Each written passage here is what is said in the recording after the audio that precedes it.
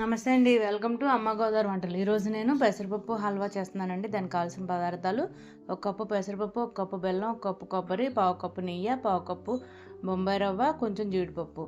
ముందుగా పాన్ పెట్టుకొని సిమ్లో పెట్టి గ్యాస్ పెసరపప్పు బాగా వేపుకోవాలండి. అది వేపింది కుక్కర్లో పెట్టి ఒకసారి కడిగేసి కొంచెం నీళ్ళు వేసి 4-5 విజిల్స్ రావాలండి. ఒక గిన్నెలో బెల్లం వేసి ఒక కప్పు నీళ్ళు వేసి కరగపెట్టుకోవాలండి. పాకం ఏం అక్కర్లేదు, పక్కన పెట్టేసుకోవాలి. తర్వాత అదే పాన్లో నెయ్యి వేసి జీడిపప్పు వేసి ఆపాలండి. తర్వాత అది వేసి పక్కన పెట్టేసుకోవాలండి. తర్వాత అదే నెయ్యిలో బొంబాయి రవ్వ వేసి బాగా కలపాలండి. అది కొంచెం వేగాక కొబ్బరి వేసేయాలండి.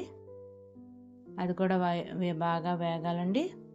తర్వాత ఈ పెసరపప్పు మిశ్రమం అంతా వేసేయాలండి.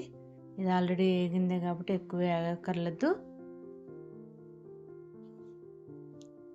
2 నిమిషాలు అయ్యాక బెల్లం వేసేయాలండి. బెల్లం వడకట్టుకుని వేసుకోవాలండి. మట్టి ఏమైనా ఉంటే పోతుంది.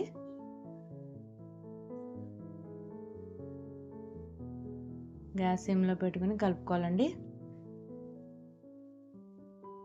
మీకు ఈ ప్రసాదం అమ్మవారికి నైవేద్యంగా పెడితే చాలా మంచిదండి. తర్వాత ఒక చిటికెడు ఉప్పు వేసి బాగా కలపాలండి.